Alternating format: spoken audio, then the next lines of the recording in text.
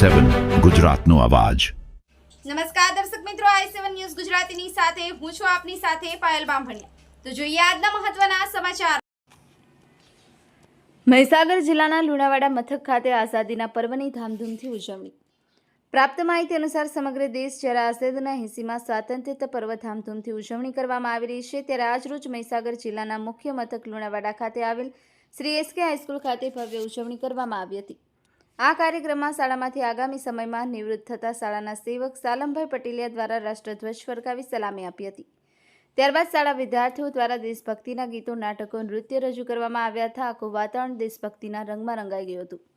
શાળાના આચાર્ય શ્રી દિલીપકુમાર વી પટેલ દ્વારા વિદ્યાર્થીઓને સંબોધન કરતા જણાવ્યું હતું કે આવા કાર્યક્રમો થકી વિદ્યાર્થીઓમાં દેશભક્તિના કૌશલ્ય વિકસે તેવું જણાવ્યું હતું।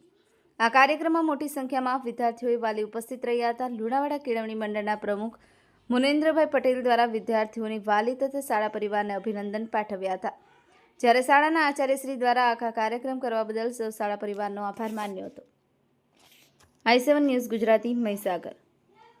શ્રી લુણાવાડા કેળવણી મંડળ લુણાવાડા સંચાલિત શ્રી એસકે હાઈસ્કૂલ લુણાવાડામાં 80મા સ્વતંત્ર પર્વની ખૂબ ધામધૂમપૂર્વક ઉજવણી કરવામાં આવી। શાળામાં સેવકભાઈ શ્રી સાલમભાઈ પટેલિયા દ્વારા ધ્વજારોહણ કરવામાં આવ્યું। શાળાના બાળકોએ સાંસ્કૃતિક કાર્યક્રમમાં ઉત્સાહપૂર્વક ભાગ લીધો।